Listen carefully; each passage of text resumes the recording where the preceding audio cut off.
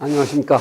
지난 시간에는 서양 색채학에 기초한 태극기에 대한 설명, 이것이 오류라는 사실을 지적을 하고, 태극기는 음양오행 이론의 기초를 둔 살아 움직이는 우주의 도안이라는 사실을 설명을 해보았습니다.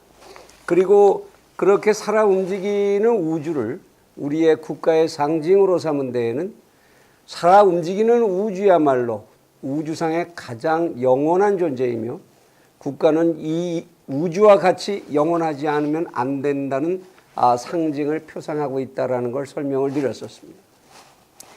이번에는 그러한 논리적 근거가 얼마나 사실 정합성이 있느냐 하는 질문과 관련해서 이 논지를 좀 더 확실하게 뒷받침할 수 있는 보완적 근거들을 한번 다시 살펴보는 시간을 마련을 했습니다.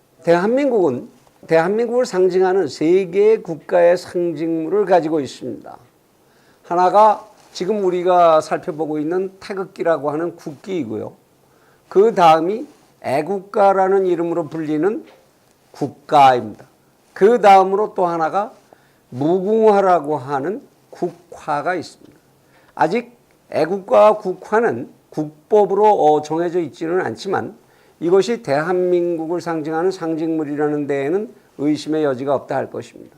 만일 이 세 가지의 상징물이 표상하는 바가 통합적으로 모두 한 가지를 나타내고 있다고 한다면 우리는 그러한 상징성의 논거로서 그러한 신뢰를 사용할 수 있을 거라고 생각을 합니다. 우선 그러면 애국가의 내용을 한번 살펴보시고, 애국가는 도대체 무엇을 상징하는 노래인가 생각을 같이 해보기로 합니다. 애국가의 가사를 여러분들이 한번 외워보신다면 첫 번째부터 동해물과 백두산이 마르고 닳도록 하느님이 보호하사 우리나라 만세라고 되어 있습니다. 동해물과 백두산이 마르고 닳도록이라는 것은 두말할 것도 없이 굉장히 장구한 세월을 수식하는 용어로 볼 수 있을 것이고요. 이것을 하느님이 보호하신다. 천지를 창조하시고 주재하시는 하느님이 이 긴 세월 동안 우리와 함께 하신다라는 내용이 담겨 있습니다. 뿐만 아니라 그 뒤에 나오는 우리나라 만세라는 말에 그 만세라는 말이 무슨 말입니까? 만년의 세월이라는 말로서 영원을 뜻하는 언어입니다. 중국에서 황제 폐하 만세라고 만세를 외치는 신하들이 하는 얘기는 달리 해석하면 황제 폐하시여 영원히 사십시오라고 하는 말이 되고, 대한민국 만세라는 말이야말로 대한민국이여 영원하라라는 축원이 되는 것입니다. 우리나라 애국가는 이와 같이 명백하게 그 가사에 있어서 이 나라의 영원한 존속을 염원하고 있고 그것을 끊임없이 상징적으로 드러내고 있는 것입니다. 그 다음에 우리의 국화로 되어 있는 무궁화 꽃을 한번 살펴보시죠. 무궁화 속이라고도 하고 히비스커스 속이라고도 합니다만 전 세계에 널리 여러 가지 형태로 존재하고 있습니다. 우리나라에서 사랑받는 이 무궁화, 단심계 이 무궁화는 우리나라 이외의 다른 곳에서도 많은 사랑을 받는 꽃이기는 합니다. 유태인들은 특히나 이 꽃을 로즈 오브 샤론이라고 해서 무척 신성시합니다. 그리고 중국에서는 덤덤하게 목근화라고 부르고 있을 뿐입니다만은 우리만이 유난하게 이 꽃을 무궁화라고 부르고 있는 것입니다. 그 무궁은 한자로 쓰여져 있는 꽃 이름이거니와 없을 무자, 끝 궁자 두 개가 합쳐져서 끝없이 피는 꽃이라는 이름인 것이죠. 무궁이라는 말은 명백하게 영원이라는 말의 다른 말입니다. 이와 같이 무궁화라는 꽃 또한 상징하는 것이 영원히 피는 꽃, 영원한 꽃, 이 국가를 위하여 영원히 피는 꽃, 이 국가와 함께 영원히 지지 않는 꽃이라는 의미를 가지고 있는 것입니다. 이와 같이 우리는 가볍게 두 개의 다른 국가 상징물, 애국가와 국화, 그 속에 국가의 영원성에 대한 염원과 그것을 우리나라는 결코 망하지 않는다, 우주에서 사라지지 않는다는 상징성을 가지고 있다는 것을 쉽게 확인할 수가 있습니다.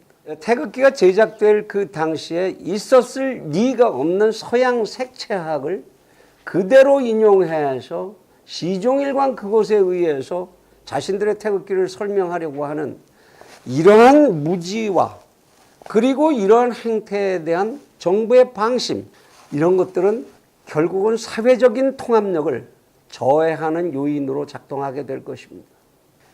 미국을 비롯해서 전 세계에 있는 어느 나라를 가서 여행을 하든지 그 속을 들여다볼진데 그 국민들은 전부 그 나라의 국기를 중심에 두고 강력한 사회적 결집을 이루어내고 있다는 것을 우리는 지구 도처에서 발견해낼 수 있습니다.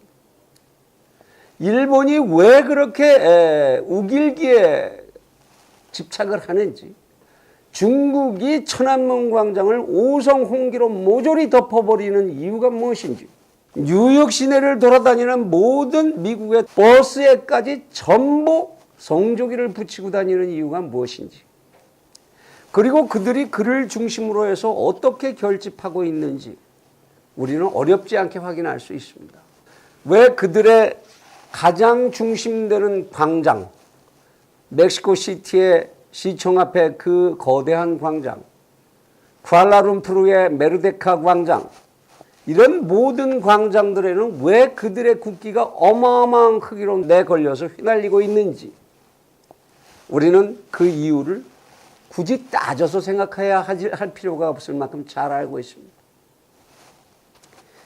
그런데 이러한 태극기에 대해서 잘 알지도 못하면서 음양오행설은 미신이라든지 또는 지나치게 낡은 디자인이라든지 이런 아무것도 깊은 지식 가지지 못한 상태에서 특정한 집단의 고의적인 선동에 휘말려서 공동의 가치를 비하하고 자학과 가해를 일삼는 풍조가 만연하게 된다면 그러한 사회에서 미래에 대한 희망이 자라날 수 있는 방법은 없다고 해야 할 것입니다. 이제 우리 모두 과감히 깨어 일어나서 휘날리는 태극기 깃발 아래에서 당신과 나의 미래에 관하여 이 땅에 아직 오지 않은 우리의 후손들의 미래에 관하여 진지하게 이야기를 시작해야 할 때가 아닌가 싶습니다. 끝으로 이 자리를 빌어서 정부에게 청원을 드리고자 합니다. 청와대의 국기 개양대에서부터 각급 행정관소와 교육기관, 길거리의 국기 개양대에 이르기까지 즉시 일제 점검을 실시하고 다시는 이 땅에서 깨어진 태극기가 휘날리는 일이 없도록 조치를 해주시기를 바랍니다. 또한 국가 상징물에 관한 정부 간행물의 오류를 즉시 바로잡아 주시고 대한민국 국군의 견장으로 붙어 있는 태극기의 오류를 오색의 태극기로 즉시 바로잡아 돌려주실 것을 간곡히 청원드립니다. 또한 태극기법에 이 국기가 상징하는 바가 무엇이고 그 철학이 무엇인지, 그리고 이 태극기를 모욕했을 때에는 또는 이 태극기를 훼손해서 사용하였을 때에는 어떻게 처벌하여야 하는지 이에 관한 규정을 시급히 제정해 주실 것을 간곡히 청원을 드립니다. 감사합니다.